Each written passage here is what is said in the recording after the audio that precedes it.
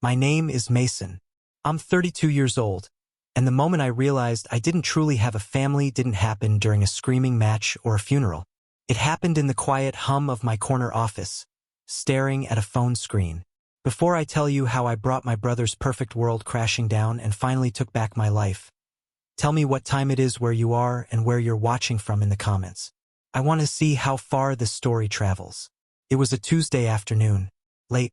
The kind of late where the cleaning crew is already vacuuming the hallways and the city lights of Chicago are starting to blur against the glass. I work in crisis management. That's a fancy way of saying that when big corporations or wealthy individuals set their reputations on fire, they call me to put it out before the smoke chokes them. I'm good at it. I'm surgical. I don't panic. I learned how to clean up messes long before I ever got paid a salary for it. I learned it at the dinner table. I was reviewing a file for a client, a CEO who had said something stupid on a hot mic, when my phone buzzed against the mahogany desk. It wasn't a work email. It was a Facebook notification. Now, I'm not really active on social media.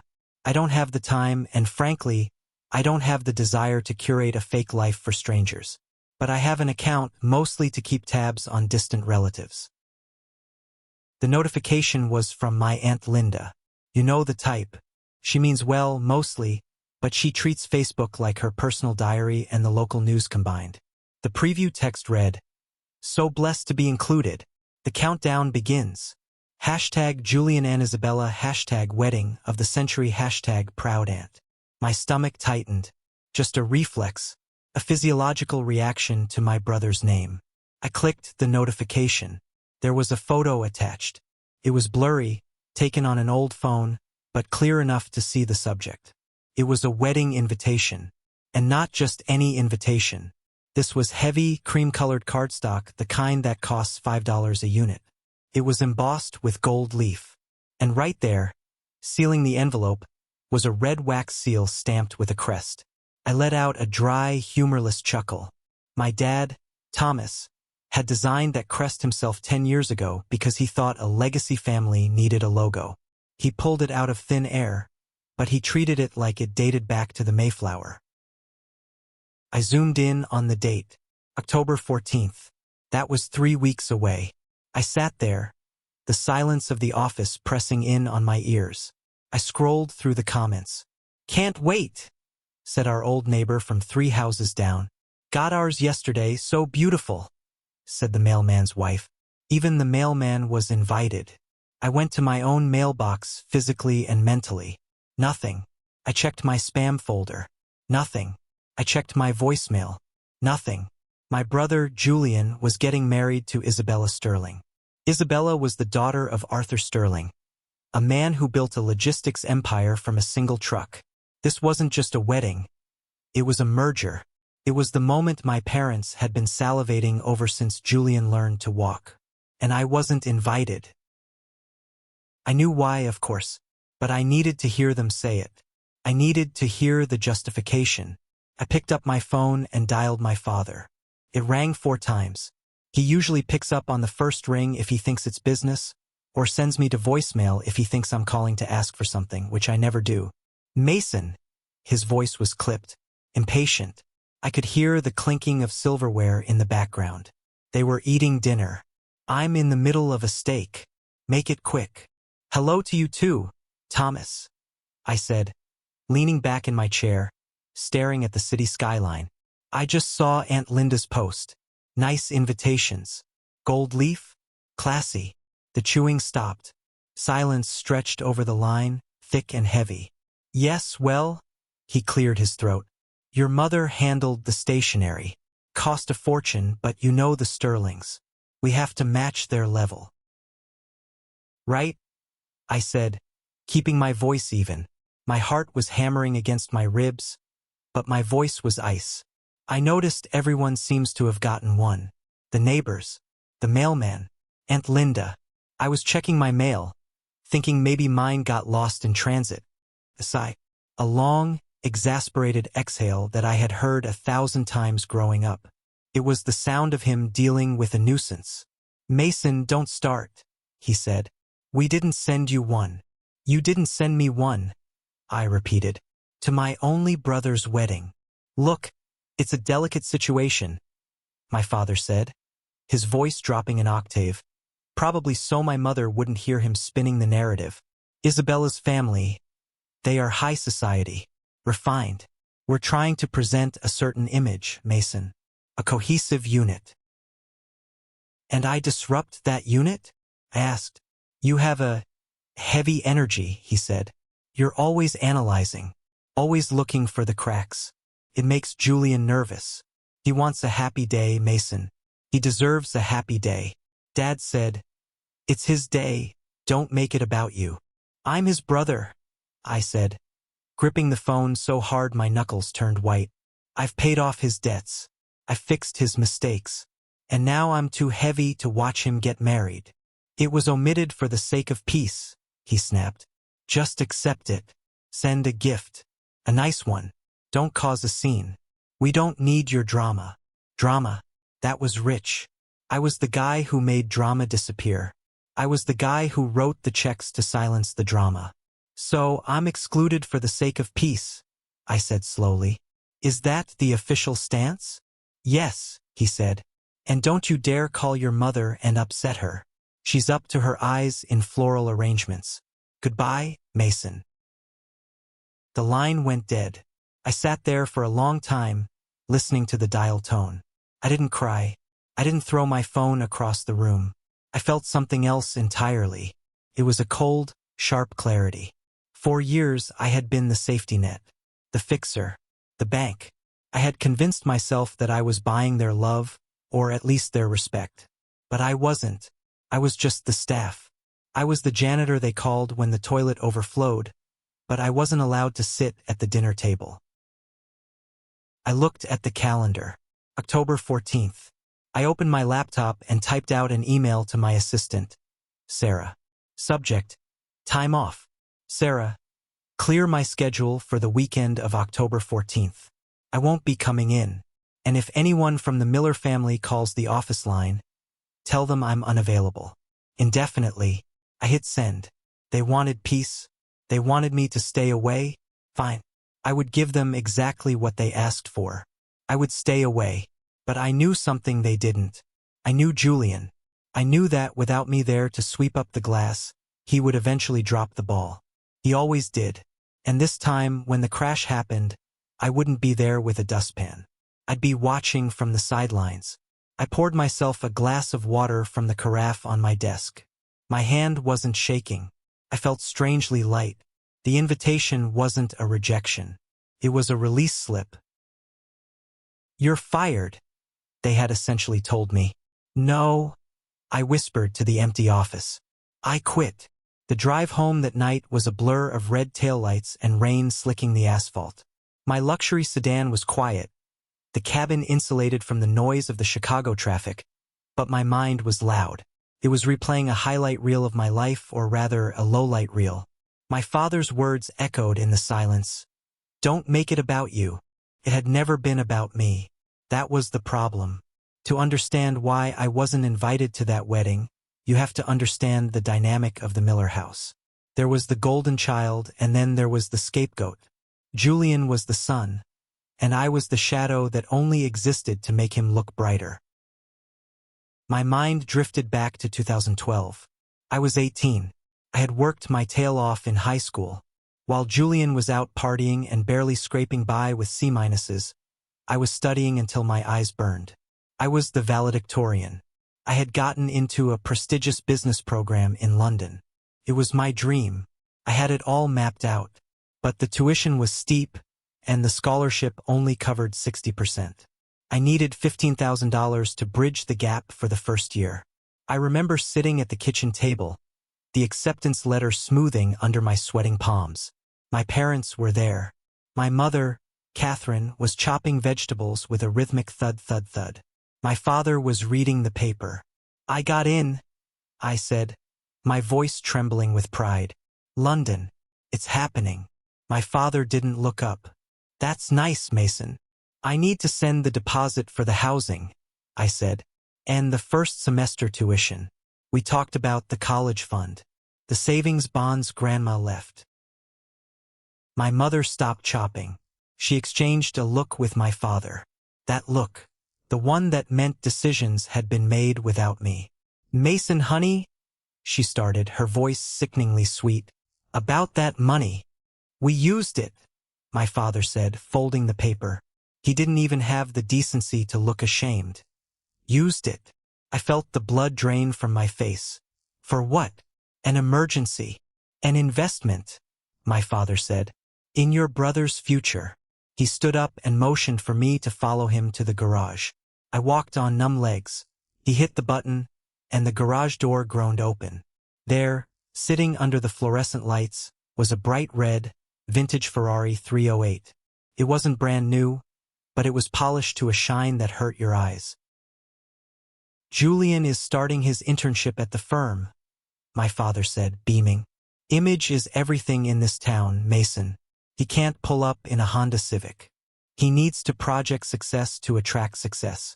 This car, this is his ticket." I stared at the car. It was beautiful. It was also my education, my future, my life in London. "You bought a Ferrari," I whispered. "With my college fund. It's family money," my father snapped, his smile vanishing. "And right now your brother needs it more.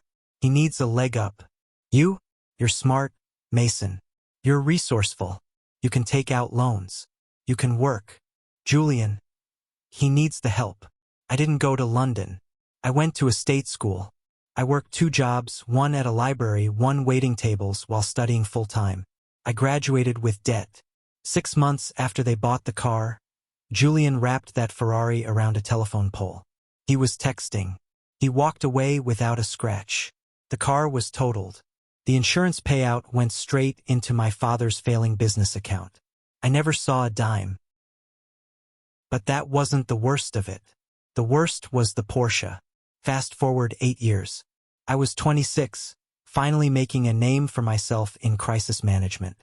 Julian was 29, bouncing between entrepreneurial ventures that were mostly pyramid schemes funded by our parents. It was 2 a.m. on a Saturday. My phone rang.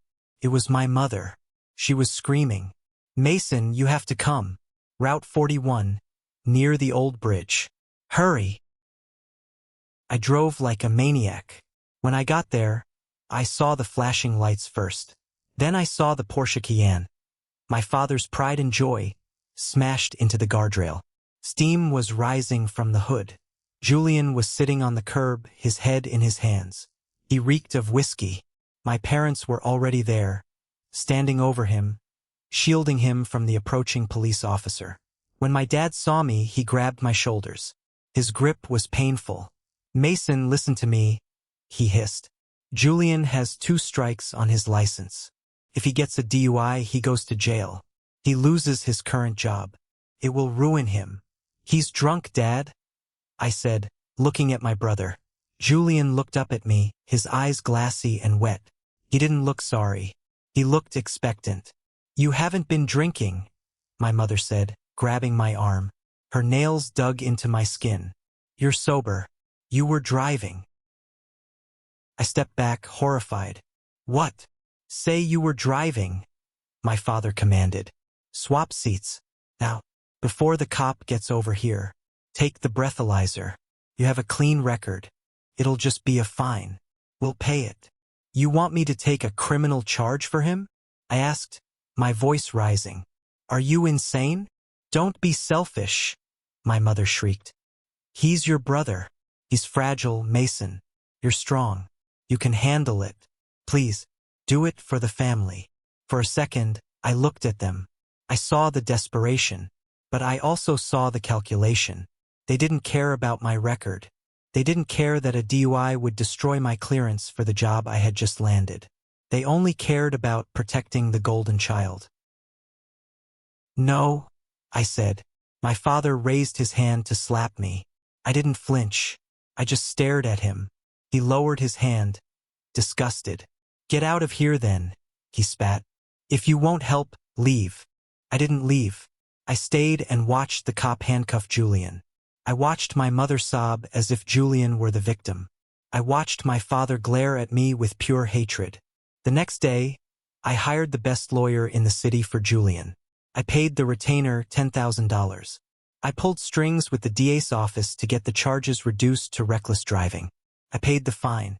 I paid for the car repairs. Why? Because I was sick. I was addicted to the hope that if I just fixed it one more time, if I just saved him one more time, they would finally look at me and say, "Thank you, Mason. We love you." They never did. They took the lawyer, they took the money, and then they told everyone that Julian had been unlucky with a mechanical failure. I parked my car in my garage. It was empty, clean, and silent. I turned off the ignition. The ghosts of the Ferrari and the Porsche were swirling in the dark. "Not this time," I said aloud. "No more checks. No more lawyers. No more saving." I went inside, opened a bottle of vintage bourbon, and toasted to the empty room. The wedding was going to be a disaster. I could feel it in my bones. And for the first time in my life, I wasn't going to be there to catch the falling debris. October 14th arrived with gray skies and a biting wind. A perfect day for a funeral or a doomed wedding. I was in my apartment, wearing sweatpants and a worn-out hoodie. My friend and assistant, Sarah, was sitting on my couch. She had insisted on coming over. "You're not spending today alone brooding," she had said, bringing with her a large pizza and a bottle of Cabernet. "I'm not brooding," I told her, pouring the wine. "I'm observing." We had my laptop set up on the coffee table. We weren't invited, but thanks to modern technology, we didn't need to be. Aunt Linda was live streaming. God bless Aunt Linda. She had no sense of framing or lighting, but she was dedicated. She had been live for 20 minutes, broadcasting the pre-wedding cocktail hour at the Grand Oak Resort. It was lavish. I recognized the flowers, imported orchids. I recognized the champagne, Dom Perignon. I did a quick mental calculation. This wedding cost at least $200,000. And I knew for a fact my father had about $5,000 in his checking account. "Where did they get the money?" Sarah asked, watching the screen. "I thought you cut them off last month?" "I did," I said, taking a sip of wine. "They probably leveraged the house. Or Dad cashed out his 401k. Or they convinced Arthur Sterling to foot the bill." "That's going to end well," Sarah remarked sarcastically. The ceremony was blurry, the audio crackling with wind. But we saw the iDose. Julian looked handsome in a bespoke tuxedo. Isabella looked stunning, though she seemed tense. Her smile didn't quite reach her eyes. Then came the reception. This was when the real show began. Aunt Linda moved her phone to a table near the head table. The reception hall was decked out in crystal and white roses. It was excessive. It was trying too hard. "Here comes the groom," Linda's voice narrated from behind the camera. "Oh, he looks intense." Julian was pacing. He had a glass of scotch in his hand. He was sweating. I could see the signs. The tight jaw. The erratic movements. He was already drunk, and the pressure was getting to him. Julian couldn't handle pressure. He crumbled like dry cake. Suddenly, on the screen, Julian grabbed the arm of the wedding photographer. We couldn't hear the words clearly at first, but the body language was aggressive. He was pointing at Isabella. Then the audio spiked. "Smile!" Julian screamed. It echoed through the hall, silencing the chatter. "Why can't you just smile? You're ruining my pictures." Isabella flinched. She was crying. Mascara was running down her cheeks. "Julian, stop," she whispered, audible only because Linda had moved closer, sensing the gossip. "Stop." Julian laughed, a cruel, manic sound. "I paid for this. I paid for this photographer. I paid for your dress. Look happy, damn it." He reached out and grabbed her hair, her perfectly styled updo, and yanked her head back. "Smile," he roared. "Oh my God," Sarah whispered, covering her mouth. On screen, chaos erupted. Arthur Sterling, a man of 60 but built like a linebacker, surged forward. He shoved Julian. Julian stumbled back, knocking over the wedding cake. A 5-tier monstrosity crashed to the floor in an explosion of fondant and sponge. "You touch my daughter again, I'll kill you," Arthur bellowed. The live stream shook violently as Aunt Linda ran for cover, but she kept filming. People were screaming. Groomsmen were trying to hold Julian back. Julian was swinging wildly, his face purple with rage. "You think you're better than me?" Julian screamed at his father-in-law. "I own you. I'm a Miller. We are royalty." Then the feed cut out. My apartment was silent. Sarah looked at me. "Mason." That was... My phone rang. It wasn't a notification this time. It was a call. "Mother." I stared at the screen. I let it ring twice. Then I picked up. "Mason." Her voice was a shriek, distorted by tears and panic. "Mason, you have to come. Now." "I wasn't invited, remember?" I said calmly. "It's his day. I don't want to make it about me." "Stop it," she wailed. He's lost it. He has a knife, Mason. He's in the green room. He locked himself in with Isabella. He says he's going to hurt himself if she leaves him. Arthur Sterling is calling the police. He says he's going to sue us for everything. He's going to ruin us." "Sounds like a crisis," I said. "You should call a professional." "You are a professional," she begged. "Please. He listens to you. You can fix this. Just talk to Mr. Sterling. Smooth it over. Pay him off. Do whatever you do. Please, Mason. He's your brother." I closed my eyes. I pictured Julian holding a knife. I pictured Isabella, trapped and terrified. I pictured my father, probably cowering in a corner, worrying about his reputation while his son unraveled. "I'm coming," I said. Sarah looked at me disappointed. "Mason, don't. You said you were done." I stood up and grabbed my car keys. I put on my coat. I looked at Sarah, and for the first time in years, my eyes weren't tired. They were burning. "I'm not going there to save them, Sarah," I said, my voice low and dangerous. "I'm going there to finish it. Personally." I walked out the door. The janitor was finally coming to clean up the mess. But this time I wasn't bringing a mop.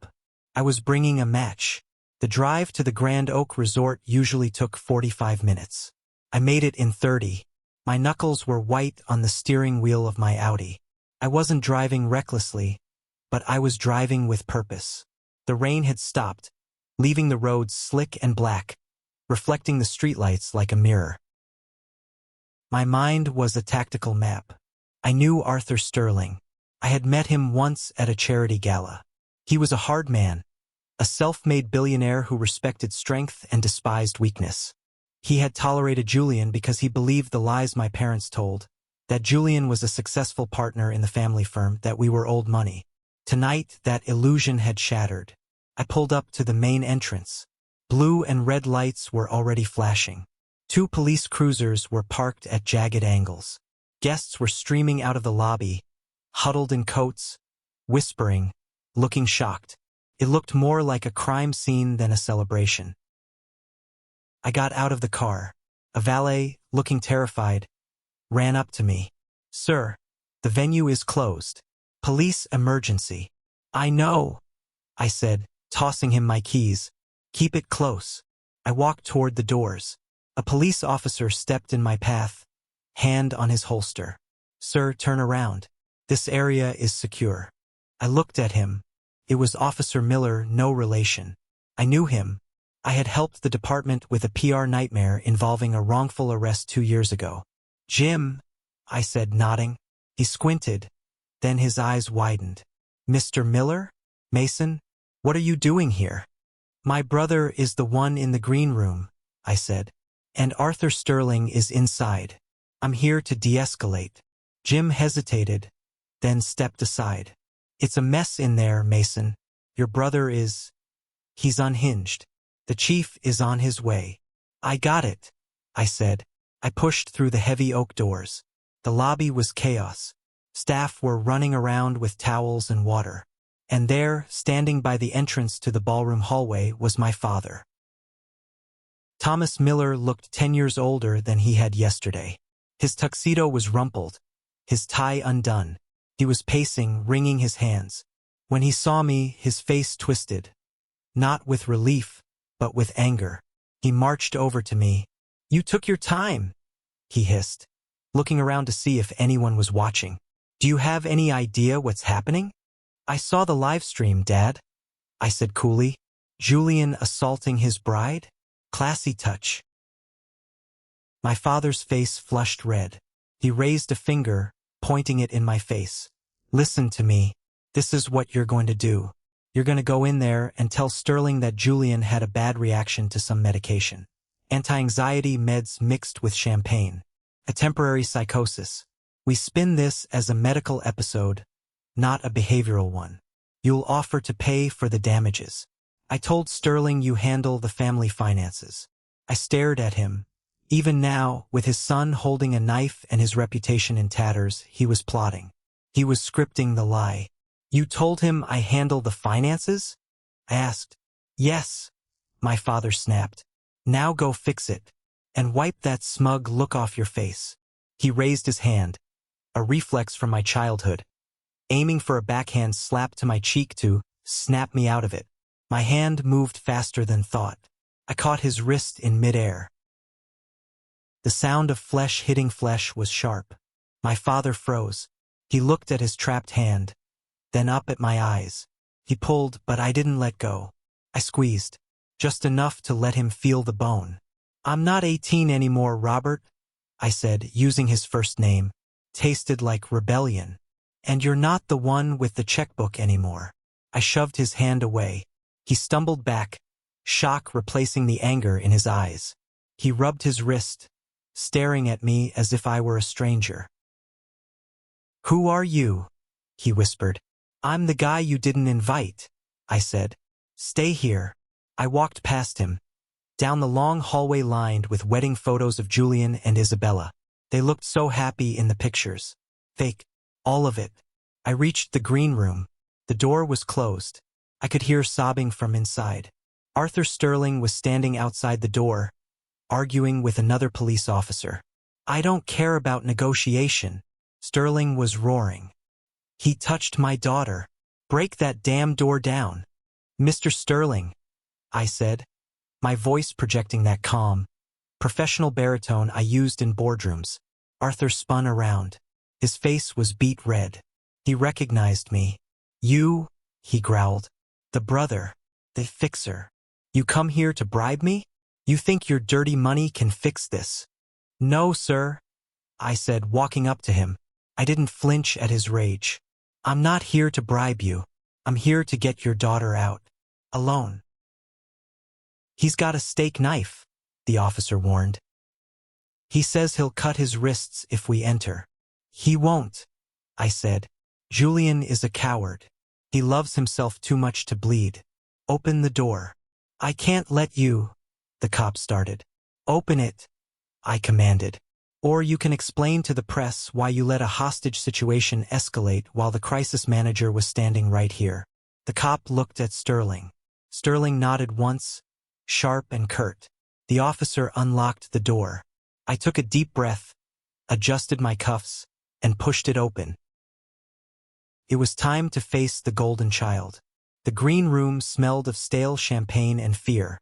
It was a small waiting area for the bridal party, filled with velvet sofas and mirrors. Julian was sitting on the floor in the corner, his back against the wall. He was a mess. His tuxedo jacket was torn, his hair wild. In his right hand he held a serrated steak knife, but his grip was loose. He wasn't holding it like a weapon, he was holding it like a prop. Isabella was on the sofa on the opposite side of the room, her knees pulled up to her chest. She was shaking. Her makeup was ruined, black streaks running down her face. When I walked in, Julian's head snapped up. His eyes widened. Relief washed over his face. A pathetic, childish relief. "Mason!" he cried out. "Mason, thank God. Tell them I didn't mean it. Tell them I'm sick." I closed the door behind me. The noise of the hallway vanished. It was just the three of us. "Put the knife down, Julian," I said, my voice flat. "They're going to arrest me," he blubbered. "Dad said you'd fix it. Dad said you'd talk to Arthur. Tell him about the stress. Tell him about the business pressure." I looked at Isabella. Isabella, are you hurt? She looked up at me, eyes wide with confusion. He pulled my hair. He screamed at me. He said he owns me. I didn't mean it, Julian yelled. Baby, I love you. I want everything to be perfect. Mason, tell her how hard I work for us. I walked over to the small coffee table in the center of the room. I was carrying my leather briefcase. I hadn't brought it from work. I kept it in my car for emergencies. But this was a different kind of emergency. You want me to tell the truth, Julian? I asked, setting the briefcase down. The click of the latches opening was loud in the quiet room. Yes, no, just fix it. Julian scrambled up, dropping the knife. He didn't even notice he'd dropped it. He rushed toward me, grabbing my lapels. Talk to Arthur. Offer him the merger deal. Dad said we can leverage the company assets. I peeled his hands off me. Sit down. What? Sit down. My voice was a whip crack. Julian sat on the ottoman, stunned. The door opened behind me. Arthur Sterling stormed in, followed by my father and mother. The police officer stayed in the doorway. Is my daughter safe? Arthur barked, rushing to Isabella. She collapsed into his arms. She's safe, I said. But we need to clear the air. There's nothing to clear, my father said, stepping forward, trying to regain control. Julian is unwell. We will take him to a private clinic. We will handle this quietly. Quietly, Arthur spat. He assaulted my daughter on a live stream. The whole world saw it. I'm going to sue you for every penny you have. I'll take your company. I'll take your house. You can't take the company, I said calmly. Everyone looked at me. Excuse me, Arthur glared. I have the best lawyers in New York.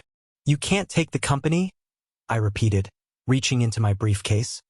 Because Miller & Sons doesn't exist anymore. I pulled out a thick file folder and tossed it onto the coffee table. It slid across the glass surface and stopped in front of Arthur. What is this? My mother asked, her voice trembling. Bankruptcy filings, I said. Chapter 7. Dated 2 years ago. The company has been a shell corporation since 2024. It has 0 assets. 0 revenue. It's a ghost. That's a lie, Julian screamed. I go to the office every day. I get a paycheck. You go to an office I rent, I said, turning to my brother. And you get a paycheck from a payroll account that I fund. Every month. $20,000. Allowance. The room went dead silent. You could hear the hum of the air conditioning. What? Julian whispered. I pulled out another document. The deed to the house on Elm Street. Mom, Dad, you think you own it? You haven't paid a mortgage payment in 4 years. The bank was going to foreclose. I bought the debt. I own the house. You live there because I let you. I pulled out a credit card statement. Isabella's ring. The 3-carat diamond. Julian's card was declined at the jeweler's. He called me in a panic. I paid for it. I paid for the insurance. I looked at Isabella. She was staring at the ring on her finger as if it were a poisonous spider. He's a fraud, I said, looking at Arthur Sterling. They all are. They wanted this wedding not because Julian loves your daughter, but because they needed your money to restart the cycle. They were going to ask you for a bridge loan right after the honeymoon. My mother let out a sob and collapsed onto a chair. My father was pale, his mouth opening and closing like a fish. Mason, why? My father rasped. Why would you do this? We are your family. Family? I laughed. It was a cold, harsh sound. You didn't invite me to the wedding, Dad. Remember? Just omitted for the sake of peace. Well, here is your peace. The peace of the truth. I turned to Julian. He looked small. The arrogance was gone. He looked like a child caught stealing candy. You're not a businessman, Julian, I said softly. You're a bully who has been protected by his parents for 35 years. You've never earned a dollar you didn't beg for. I hate you, Julian hissed. tears streaming down his face. I hate you. I know, I said. But the checkbook is closed. The play is over. I looked at the camera. Not a real camera, but I imagined the invisible audience of my life watching this moment. This was it. This was the moment I had dreamed of and dreaded. The moment the safety net was cut. This is the moment that changed everything, when I finally took back control of my life. Thank you for being patient and walking with me this far. You guys are amazing. Please smash that like button and comment the number 1 below to let me know you're still here with me. It not only helps more people find this story, but it tells me that my experience means something to you. Your support is the biggest motivation for me to share the final aftermath of this journey. The silence after my revelation was heavier than the shouting had been. Isabella was the first to move. She stood up, her legs shaky but her face determined. She looked at Julian, really looked at him, maybe for the first time without the filter of his lies. You told me you were a partner, she whispered. You told me you built the company. I am. Julian stammered, trying to grab her hand. Mason is lying. He's just jealous. He's always been jealous of me. Isabella pulled her hand away. Slowly, methodically, she twisted the diamond ring off her finger. You don't love me, Julian, she said, her voice cracking. You love the reflection of yourself you see in my eyes. You love that I made you feel important. She threw the ring. It hit Julian in the chest and bounced onto the carpet. We're done, she said. Daddy, let's go. Arthur Sterling stood up, buttoning his jacket. He looked at me with a strange expression. It wasn't anger anymore. It was respect. A predator recognizing another predator. You should have let the police break the door down, Arthur said to me. But this was more effective. He put his arm around Isabella and guided her out of the room. I'll have my lawyers contact you regarding the cost of the wedding. He threw back at my father. I expect full reimbursement. When the door closed behind them, the atmosphere in the room shifted from tragedy to toxic blame. My mother stopped crying instantly. She looked up at me, her eyes narrowing into slits. You ruined it, she hissed.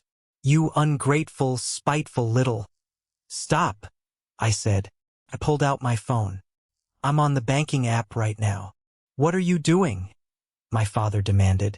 I'm canceling the recurring transfers, I said, tapping the screen. $20,000 a month to your joint account. Cancelled. The lease on Julian's Porsche. Cancelled. The insurance on the house. Cancelled. You can't do that. Julian screamed. How am I supposed to live? I have expenses. Get a job, I said. Uber is hiring. So is McDonald's. We will disown you, my father shouted, stepping toward me again. If you walk out that door and cut us off, you are dead to us. You hear me? Dead. I stopped. I looked at the three of them. My father, purple with rage. My mother, spiteful and cruel. My brother, a 35-year-old toddler. Dad? I said, and a strange sense of calm washed over me. I've been dead to you for years. I wasn't a son. I was an ATM. I was the ghost who paid the bills. Mason, please. My mother's tone suddenly shifted, trying one last manipulation. We're family. We make mistakes. But we need you. Julian needs you. I looked at her. I saw the fear in her eyes. Not fear of losing me, but fear of poverty. Fear of losing the country club membership. No, I said. Julian needs to grow up. And you two need to learn what it costs to live in the real world. I picked up my briefcase. Felt lighter. Goodbye, I said. I walked out of the green room. I walked down the hallway, past the reception hall where the guests were still murmuring in confusion, past the ruined cake, past the fake crests and the gold leaf invitations. I walked out into the cool night air. The rain had started again, a light drizzle that felt like a baptism. I got into my car. I didn't look back at the hotel. I blocked their numbers on my phone, Dad, Mom, Julian. One by one. Block, block, block. I drove home in silence, But it wasn't the lonely silence of the office. It was the silence of freedom. The next few weeks were a whirlwind, but I watched it all from a distance. The fallout was spectacular. Without my funding, the Miller empire collapsed in days. The bank moved to foreclose on the house. Since I owned the debt, I simply instructed the lawyers to proceed with eviction. It was business. Julian was charged with assault. Since I didn't pay for the high-end lawyer this time, he got a public defender. He pled guilty and got probation and community service. Isabella annulled the marriage. But the real ending didn't happen in a courtroom. It happened 6 months later. And it involved a Porsche. But not the one you think. The first thing I noticed after walking away from the Grand Oak Resort wasn't the relief. It was the silence. For 32 years, my life had been a cacophony of my family's demands. My father's booming expectations, my mother's shrill guilt-tripping, and Julian's whining. Now, my phone was quiet. I had blocked them, yes, but the silence was deeper than that. It was the sound of a cord being cut. But anyone who works in crisis management knows that the initial explosion is just the beginning. The real work is in the fallout. And I handled the destruction of my family's facade the same way I handled a corporate restructuring, with cold, absolute efficiency. The Monday after the wedding, I didn't go to the office. I went to my lawyer, Davis. Davis is a shark in a three-piece suit, the kind of guy who reads foreclosure notices for recreational reading. When I walked into his office, he had the files spread out on his mahogany desk. "You're sure about this, Mason?" Davis asked, tapping a pen against the thick stack of papers. "Once we file these eviction notices, there's no going back. It's nuclear." I looked at the documents. They were the legal instruments to reclaim the house on Elm Street, the house I legally owned, the house where my parents played aristocrats while I paid the heating bill. "They have 30 days, I said, my voice steady. "That's more than the law requires. I'm being generous." "And the car?" Davis asked. "The lease on the Porsche Julian drives?" "Repossess it," I said. "Today." The next few weeks were a slow-motion car crash that I watched from a safe distance. I didn't visit. I didn't call. But in a small town or even a big city's social circle, news travels fast. And Aunt Linda, bless her heart, was an inadvertent spy. Through the grapevine, I heard about the day the tow truck came for Julian's car. He had been at the gym trying to maintain his physique for Instagram. When he came out and saw the hook attaching to the bumper of the Porsche I paid for, he reportedly threw a tantrum that rivaled the one at the wedding. He screamed, "Do you know who I am?" at the driver. The driver didn't care. He just hauled it away. Julian had to call an Uber. Then came the house. My parents fought it, of course. They sent letters. They threatened to sue. But you can't sue the person who owns the deed when you haven't paid rent in 4 years. The eviction proceeded. I hired a moving company to pack them up because I knew they wouldn't do it themselves. They were too proud.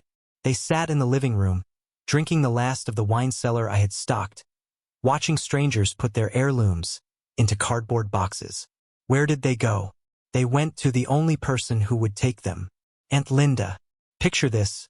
Thomas and Catherine Miller, the couple who turned up their noses at anything less than 5 stars, moving into Aunt Linda's 2-bedroom bungalow in the suburbs. Linda has 3 cats and a very strict rule about shoes in the house. My father, who used to lecture me about legacy, was now sleeping on a pull-out sofa surrounded by knitting supplies. It was poetic justice, but it didn't make me happy. It just made me tired. It confirmed what I had always suspected but was too afraid to admit. Without my money, they were nothing. They were hollow shells held up by my checkbook. As for Julian, reality hit him the hardest. The assault charge stuck. He pled guilty to avoid jail time, landing him with 2 years of probation and 400 hours of community service. But the real kicker was the job market. With a criminal record and a resume that I had fabricated for him, he was unhireable in the corporate world. I was driving through downtown one rainy Tuesday when I saw him. He was wearing a neon vest, standing on the corner with a sign for a Cash for Gold store. It was raining and he looked miserable. He looked small. I slowed down for a second, my heart twinging with that old reflex. The urge to pull over, write a check, and fix it. I gripped the steering wheel. No, I told myself. That's not help. That's poison. I accelerated and drove past. He didn't see me. He was too busy looking at his phone, probably checking if anyone had liked his latest status update about how the system was rigged against him. With the toxicity purged from my life, something strange happened. My career exploded. It turns out, when you aren't spending 50% of your mental energy managing your family's drama, you have a lot more bandwidth for your actual job. I closed 3 major deals in 2 months. My firm was thriving. My bank account was growing, not draining. For the first time in my life, I had disposable income that wasn't earmarked for a bail bond or a hush money payment. That brings me to the Porsche. It was 6 months after the wedding. I was walking past the dealership, the same one where I had paid for the repairs on Julian's wrecked car years ago. In the window, sitting under the spotlight, was a 911 Turbo S. It wasn't red like the Ferrari my parents bought Julian. It was chalk, a unique, understated gray that looked like wet cement until the light hit it, revealing a pearl finish. I walked in. The salesman looked at me. I wasn't wearing a suit. I was in jeans and a t-shirt, but I walked with a different posture now. I didn't walk like a scapegoat. I walked like a man who owned his own life. "Can I help you, sir?" he asked. "That car," I said, pointing. "I want to test drive it." I drove it. It was terrifying and beautiful. It responded to every touch. It was powerful but controlled. It was everything I had been forced to be. When we got back to the lot, I didn't ask about financing. I didn't ask my dad for permission. "I'll take it," I said. Cash. Driving that car off the lot wasn't about status. I didn't care if people looked at me. It was about rewriting history. 4 years, luxury cars in my family had been symbols of trauma. The Ferrari that stole my education, the Porsche that almost gave me a criminal record. This car, this was mine. It was a symbol that I had survived. Every time I started the engine, it was a reminder that I was in the driver's seat of my own life. A week later, I took the new car to a coffee shop in the financial district. I was waiting for my latte when I heard a familiar voice. "Mason." I turned around. It was Isabella. She looked different. At the wedding, she had been buried under layers of makeup, hairspray, and anxiety. Now, she was wearing a simple beige trench coat, her hair loose around her shoulders. She looked tired, but her eyes were clear. "Isabella," I said, "I almost didn't recognize you." She gave a small, sad smile. "I've been keeping a low profile. It's been a lot." "I can imagine," I said. "How is your father?" "Angry," she admitted. "But he's calming down. He respects what you did, you know. He told me that night, 'At least one Miller has a spine.'" I nodded, not knowing what to say. "I wanted to thank you," she said suddenly, stepping closer. The coffee shop noise faded into the background. "For what you did in the green room. It was brutal. It hurt like hell. But you saved me." "I didn't do it to be a hero," I said honestly. "I did it because I was done." "I know," she said, "but you still saved me. If I had married him, if I had gone on that honeymoon not knowing." She shuddered. "I realized something, Mason. You and I, we were both props in their play. I was the trophy and you were the stagehand. We were both being used." "We're free now," I said. She looked at my car key on the table. The Porsche crest caught the light. "Nice car," she said. "It's new," I replied. "It suits you," she said.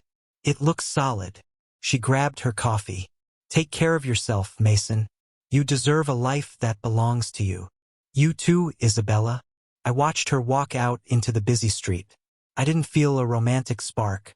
I felt a deep, resonant kinship. We were survivors of the same shipwreck. She had swum to her shore, and I had swum to mine. I finished my coffee and walked out to my car. The gray paint gleamed in the sun. I got in, revved the engine, and merged into traffic. I wasn't driving toward a crisis. I wasn't driving to fix a mess. I was just driving. And for the first time, the road ahead was wide open. 1 year. 365 days. That's how long it had been since the wedding of the century imploded. It was Thanksgiving morning. In the old days, Thanksgiving was a military operation commanded by my mother. I would be summoned to the house at 8 a.m. to move furniture, polish silver, and listen to her critique my career choices while I peeled 50 pounds of potatoes. Julian would show up at 4 p.m., drunk or hungover, and get applauded for bringing a store-bought pie. Dinner was a minefield of passive-aggressive comments, usually ending with me writing a check to help out with the holiday expenses. This year, my apartment was quiet, but it wasn't lonely. The smell of roasting turkey, my own recipe, with sage and garlic, filled the penthouse. I had invited Sarah, my assistant and friend, and a few colleagues who had become my real circle, my chosen family. I was setting the table, simple white plates, no family crests, no pretension, when the doorman buzzed. "Mr. Miller? There's a letter for you. No return address, but it looks personal." "Send it up," I said. I knew who it was from before I even saw the handwriting. My mother had a very specific way of writing my name, looping the M with a flourish that screamed entitlement. I sat on my sofa, the city view of Chicago sprawling out the window behind me. I held the envelope, felt light, but I knew it carried a heavy payload. This was the anniversary attempt. They knew I was doing well. They knew about the car. They knew about the promotions. The silence had been broken. I opened it. The letter was written on cheap lined paper, a stark contrast to the custom stationery she used to demand. "My dearest Mason, I hope this letter finds you well.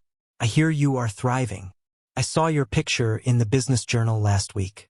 You look like your father did when he was young. We are managing. Aunt Linda is kind, but the house is small, and your father's back is getting worse sleeping on that sofa. Julian is trying, but the world is so hard on him. He's sensitive, Mason, not like you. I'm writing because I want you to know something. You probably think I chose him over you because I loved him more. That's not it. I chose him because he needed me. You, Mason, you were always so strong. From the time you were a boy, you didn't need anyone. You could take a hit and keep standing. Julian breaks if the wind blows too hard. A mother protects the weakest cub. It's nature. I sacrificed you because I knew you would survive. I knew you would be fine no matter what we did to you. Was I wrong? Look at you.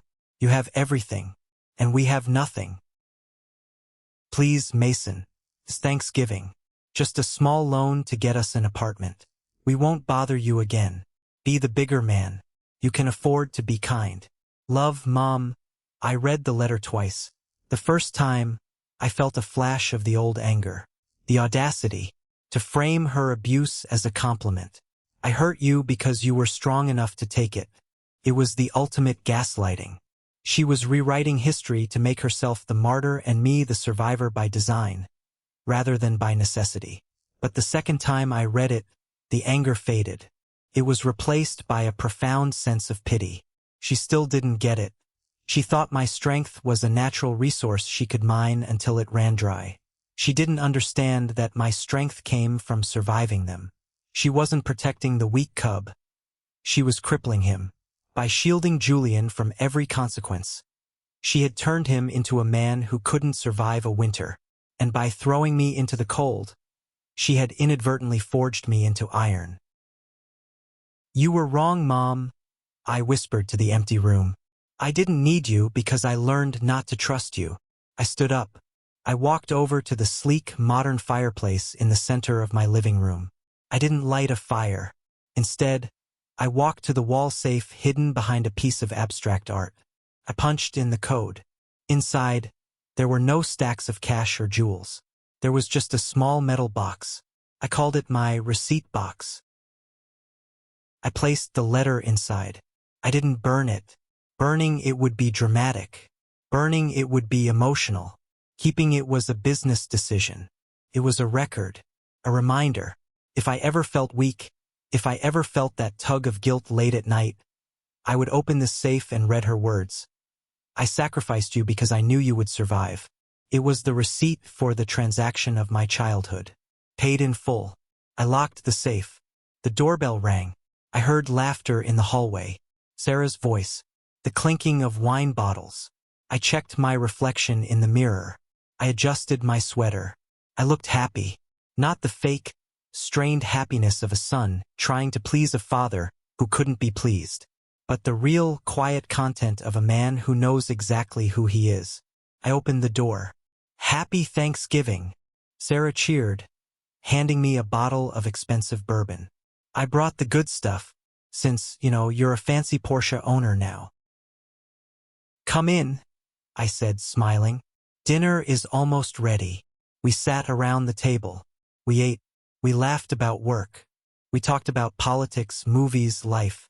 No one yelled. No one demanded anything. No one threw a plate. As I looked around the table at these people who liked me not because we shared DNA, but because we shared respect, I realized that family isn't a bloodline. It's a choice. It's the people who show up when you have nothing to offer but yourself. My phone buzzed in my pocket. I ignored it. Could have been an unknown number. Could have been Julian trying to call from a burner phone. It didn't matter. I raised my glass. To freedom, I said. To freedom. My friends echoed. The wine was good. The turkey was perfect.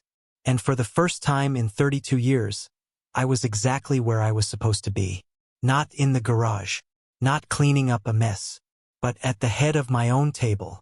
If there is one thing I want you to take away from my story, it is this: you cannot save people who are addicted to their own dysfunction. For years, I thought that if I just gave enough, paid enough, and sacrificed enough, my family would finally value me. I was wrong. You cannot buy love from people who only see you as a transaction. The hardest lesson of my life was realizing that my strength was being used as a weapon against me. Being the strong one doesn't mean you have to be the dumping ground for everyone else's toxicity. Setting boundaries isn't an act of betrayal. It's an act of self-preservation. It is scary to walk away. It is terrifying to cut the cord. But on the other side of that fear is a peace you cannot imagine. You are allowed to outgrow the people who raised you. You are allowed to choose your own family. Thank you for walking this road with me. It wasn't easy to relive, but sharing it with you has been part of my healing. Now, I want to hear from you. Have you ever felt like the fixer in your family? Or maybe you've had to make the hard choice to walk away to save your own sanity. Please share your thoughts in the comments. Or, if this story resonated with you and you agree that we have the right to choose our own peace, just comment the word "good" below. It tells me that you understand, and it helps this message reach others who might need to hear it. I'm Mason. I'm finally free, and I hope you are too.